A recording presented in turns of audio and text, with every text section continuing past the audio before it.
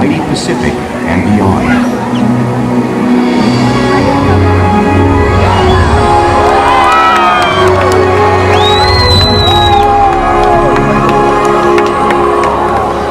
This whale's story is the ocean's story, and it is one we all share. You want to say, okay, do it, take them on. Are they Hi! Welcome to SeaWorld's Orca Encounter. My name is Sierra, and I'm so honored to introduce you to these intriguing and majestic animals.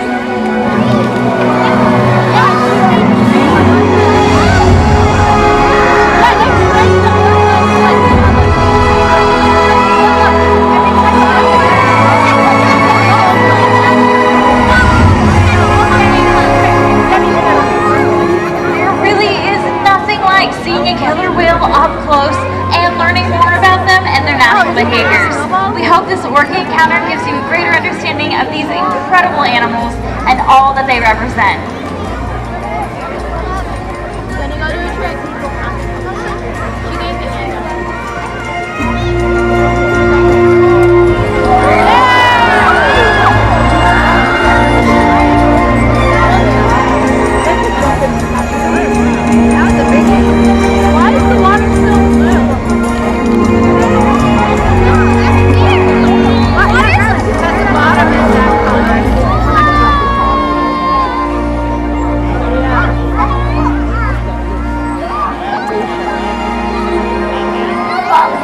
While they are found in every ocean, orcas living off the coast of Iceland are quite different than those near Costa Rica. In fact, there are at least 10 types or ecotypes of killer whales. An ecotype describes the differences between killer whale size, physical form, prey, social structure, and habitat. As you can see, the differences are subtle, but noticeable when compared side by side. Orcas are adapted perfectly to their environments. And even the whale's black and white coloration has a purpose. It camouflages the outline of their bodies in the water, making it easier for them to surprise and catch their prey. X-ray of those pectoral flippers, you'd see 5 bony digits, just like in our hands.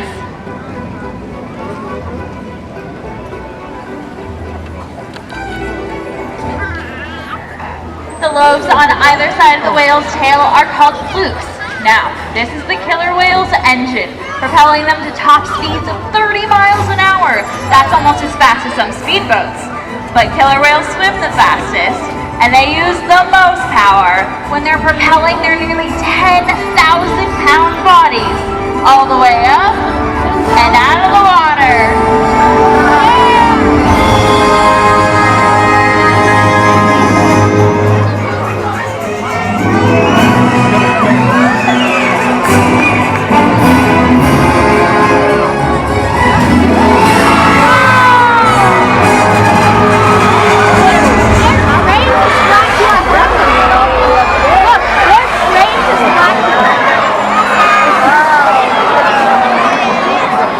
Killer whales are highly social animals with a well-defined social structure. An orcapod is always led by a female. Though just half the size of her male counterpart, she is in charge.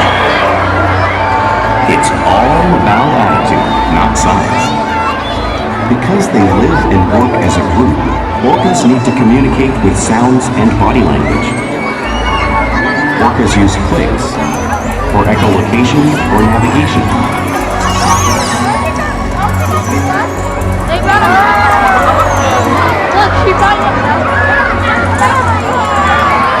Whistles to socialize in the pod. And calls for group coordination and hunting.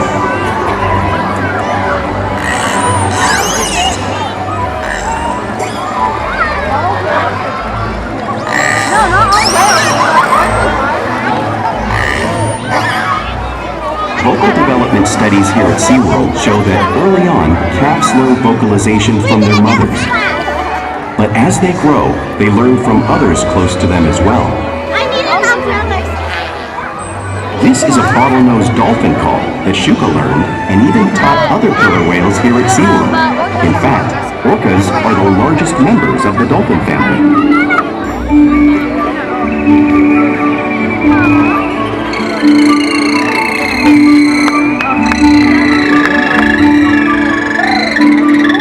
Whales here and in the wild use vocalization to communicate all the time. Like all animals, killer whales use body language as a way to communicate with one another. A pectoral slap may be used to show dominance or to get noticed. For example, a mother may use a pec slap to get her calf's attention.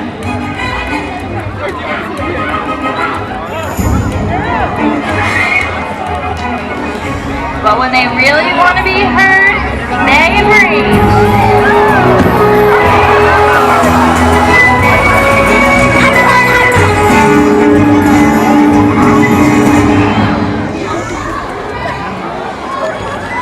Spy hopping is how killer whales coordinate and get a better view of their surroundings while they hunt.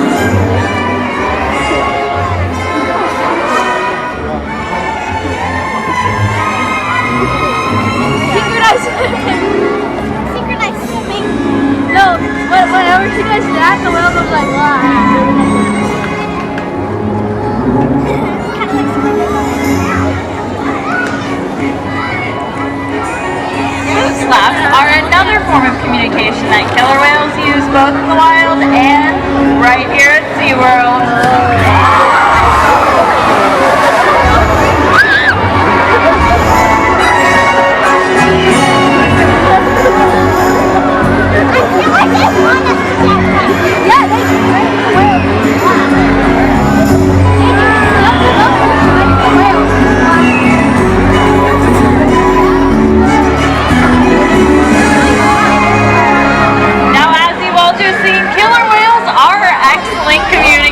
So it's no wonder why they're at the top of our ocean's food chain. Killer whales work together to rear their young, protect their pod, and most importantly, pursue and catch their prey. Every day they cooperate to survive in the wild oceans of the world. The orca's hunting techniques are as varied as the whales themselves. Norwegian killer whales will circle herring, herding them together. The whales use sounds to coordinate with each other and to disorient the herring. With the fish confused and contained, the whales stun them with their powerful tail flukes, making for an easy meal.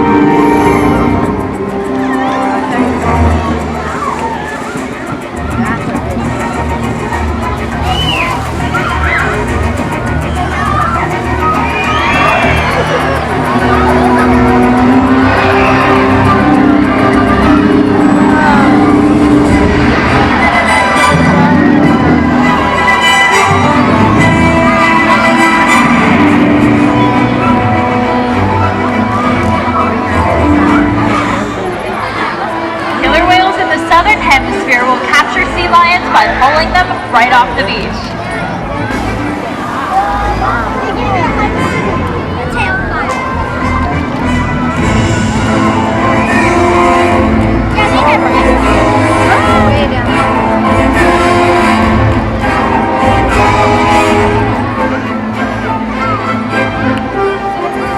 Antarctic rivers will actually make their own waves to knock unsuspecting seals right off of floating ice.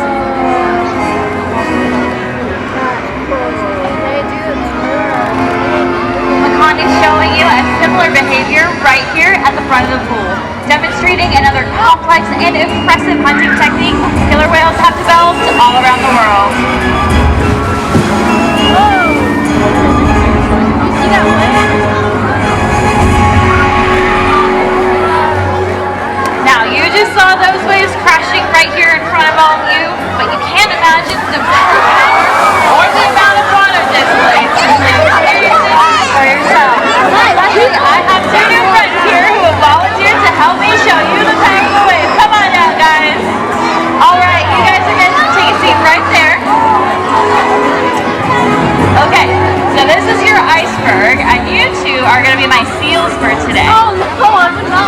you want to grab your hat? I'll grab your hat for you. Put it over here, sure. Alrighty, are you guys ready to get wet? Yeah? Do we think they're ready to get wet, everybody? Alright, well you better be, because here he comes in 3, 2, and 1. Awesome job, guys! High five, high five! That is 55 degrees salt water. Let's give a round of applause, everybody! Now, since they're found in oceans all around the world, it's no wonder killer whales have all different types of prey, including other whales. That blue whale that you see on the screen there is the largest animal on Earth. It is nearly 5 times longer and 50 times heavier than a killer whale. So how does a whale the size of Makani, for example, take on a whale that size in the wild? Well, it's all possible because killer whales are the ultimate team players.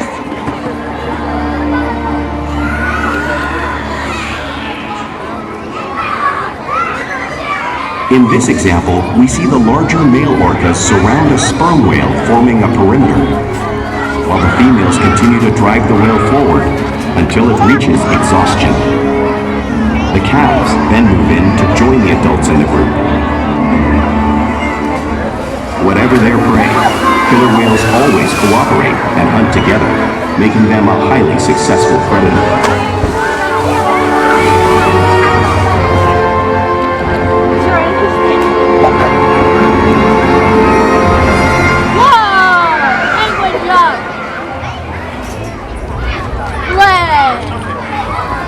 Play is an important part of everyday life for killer whales. It's how young whales learn how to hunt and practice their skills as they grow.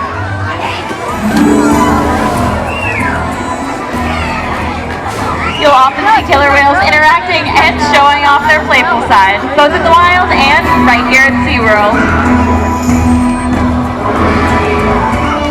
Porpoising is when a killer whale swims really fast at the surface of the water, breaking out just briefly.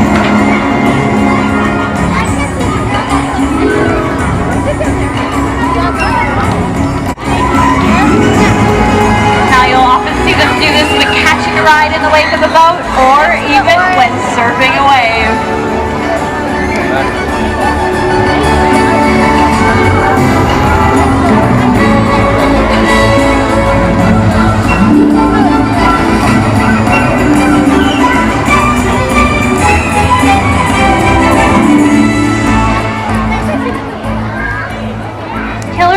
Like to be touched and will rub their bellies on rocks in the wild when they can. Kalia is showing you a similar behavior right here in front of all of you, just like the whales would in British Columbia.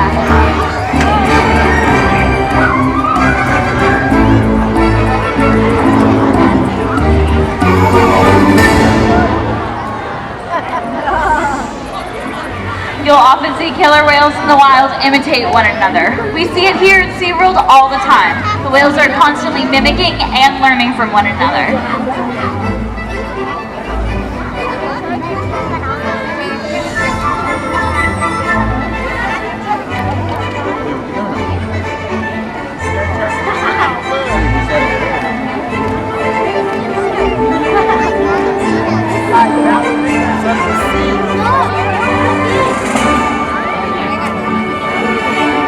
Now, playful behavior like this has its purpose. For example, a tail whip may be used in hunting to stun prey. However, today, I've got a feeling these guys just might be stunning all of you. They're coming towards us! Go ahead, you're running away!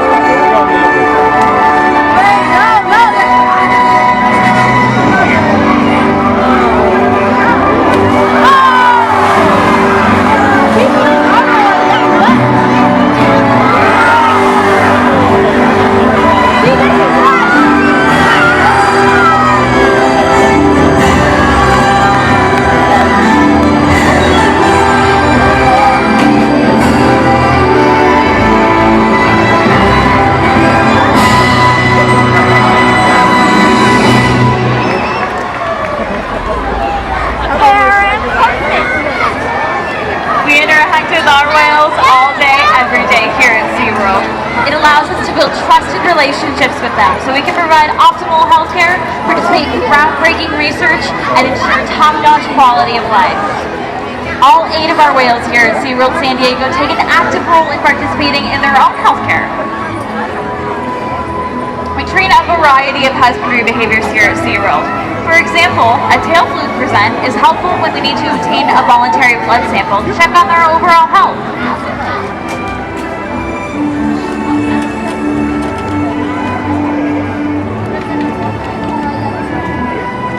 Our whales will even slide up onto a scale so we can monitor their weight, just like you see Orca doing in the video on the screen.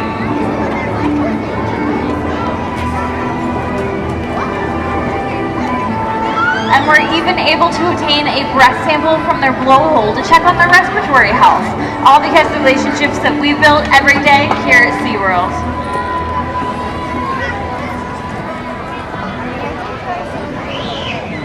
And now I'd like to take this time to introduce you to a very special whale. Everybody, please give a big warm welcome to Makani! Hi, Makani! Now, Makani is the youngest member of our pod at 11 years old, and he was actually born on Valentine's Day. Oh, he's old. He lives up to that reputation, being the biggest sweetheart, except of course when he's being a little brother and pestering his older sister, Kalia.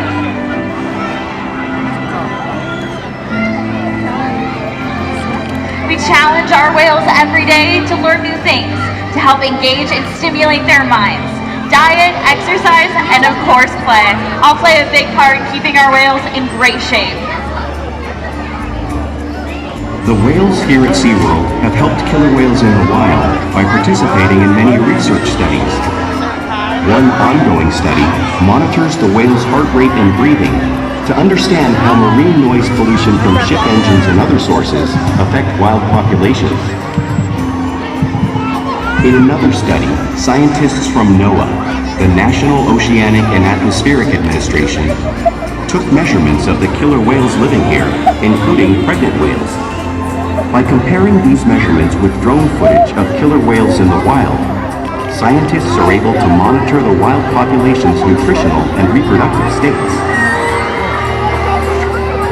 Other research has been done here at SeaWorld on the mother whale's milk composition. This research will help create an effective model to understand how toxins in the ocean impact wild killer whales and their milk supply. What we learn from the whales in our care every day is actively helping whales in the wild survive. And just by being here today, you've supported our rescue, research, and conservation efforts all around the world. If we work together, like the killer whale, we can protect the future of the Orcinus orca and this beautiful planet that we all share.